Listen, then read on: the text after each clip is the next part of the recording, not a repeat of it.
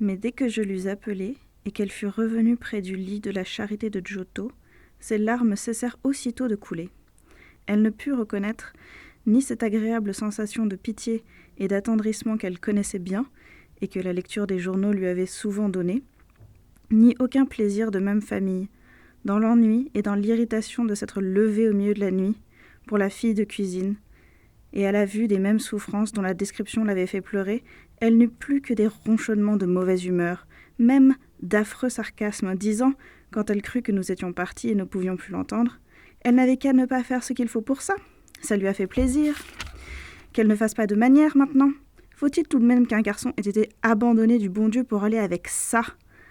Ah, c'est bien comme on disait dans le patois de ma pauvre mère,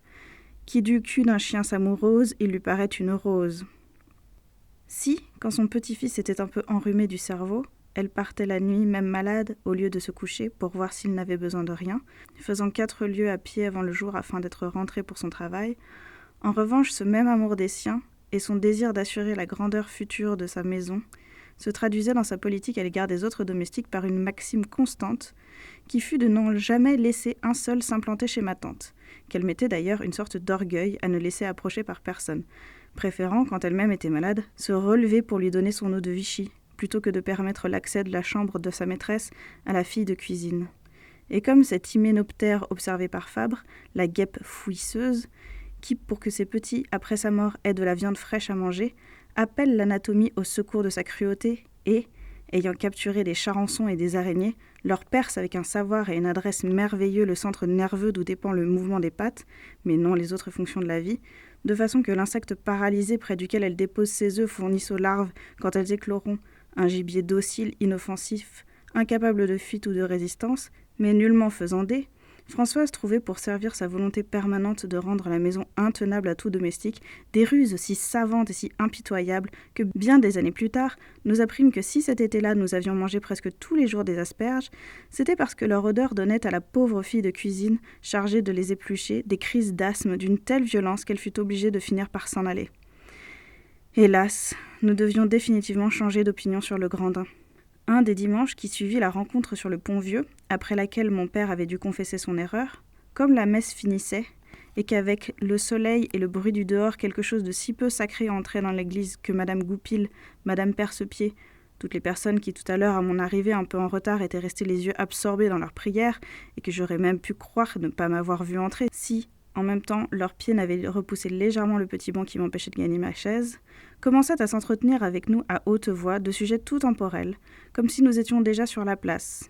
Nous vîmes sur le seuil brûlant du porche, dominant le tumulte bariolé du marché, le Grandin, que le mari de cette dame, avec qui nous l'avions dernièrement rencontré, était en train de présenter à la femme d'un autre gros propriétaire terrien des environs. La figure de le Grandin exprimait une animation, un zèle extraordinaire. Il fit un profond salut, avec un renversement secondaire en arrière, qui ramena brusquement son dos au-delà de la position de départ et qu'avait dû lui apprendre le mari de sa sœur, Madame de Cambremer. Ce redressement rapide fit refluer en une sorte d'onde fougueuse et musclée la croupe de le Grandin, que je ne supposais pas si charnue. Et je ne sais pourquoi, cette ondulation de pure matière, ce flot tout charnel, sans expression de spiritualité, et qu'un empressement plein de bassesse fouettait en tempête, éveillèrent tout d'un coup dans mon esprit la possibilité d'un Legrandin tout différent de celui que nous connaissions. Cette dame le pria de dire quelque chose à son cocher, et tandis qu'il allait jusqu'à la voiture, l'empreinte de joie timide et dévouée que la présentation avait marquée sur son visage y persistait encore. Ravi dans une sorte de rêve, il souriait. Puis il revint vers la dame en se hâtant, et, comme il marchait plus vite qu'il n'en avait l'habitude, ses 2 épaules oscillaient de droite et de gauche ridiculement, et il avait l'air, tant il s'y abandonnait entièrement en n'ayant plus souci du reste, d'être le jouet inerte et mécanique du bonheur. Cependant, nous sortions du porche, nous allions passer à côté de lui.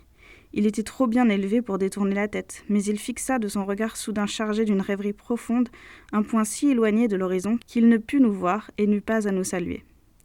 Son visage restait ingénu, au-dessus d'un veston souple et droit qui avait l'air de se sentir fourvoyé malgré lui, au milieu d'un luxe détesté. Et une lavalière à pois, qu'agitait le vent de la place, continuait à flotter sur le Grandin comme l'étendard de son fier isolement et de sa noble indépendance. Au moment où nous arrivions à la maison, maman s'aperçut qu'on avait oublié le Saint-Honoré, et demanda à mon père de retourner avec moi sur nos pas, dire qu'on l'apporta tout de suite. Nous croisâmes près de l'église Legrandin, qui venait en sens inverse, conduisant la même dame à sa voiture.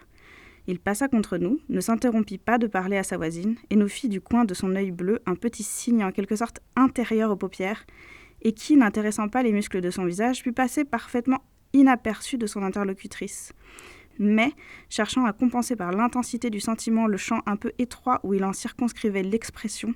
dans ce coin d'azur qui nous était affecté, il fit pétiller tout l'entrain de la bonne grâce qui dépassa l'enjouement, frisa la malice, il subtilisa les finesses de l'amabilité jusqu'au clignement de la connivence, au demi-mot, au sous-entendu, au mystère de la complicité.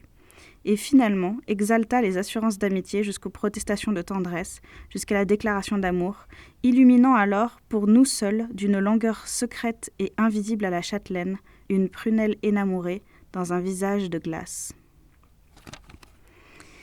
Il avait précisément demandé la veille à mes parents de m'envoyer dîner ce soir-là avec lui. « Venez tenir compagnie à votre vieil ennemi », m'avait-il dit. Comme le bouquet qu'un voyageur nous envoie d'un pays où nous ne retournerons plus, faites-moi respirer du lointain de votre adolescence ces fleurs des printemps que j'ai traversées moi aussi il y a bien des années.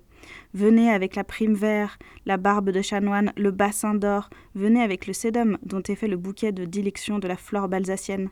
avec la fleur du jour de la résurrection, la pâquerette et la boule de neige des jardins qui commencent à embaumer dans les allées de votre grande-tante, quand ne sont pas encore fondues les dernières boules de neige des giboulets de Pâques. Venez avec la glorieuse vêture de soie du lys digne de Salomon et l'émail polychrome des pensées, mais venez surtout avec la brise fraîche encore des dernières gelées et qui va entr'ouvrir pour les 2 papillons qui depuis ce matin attendent à la porte la première rose de Jérusalem.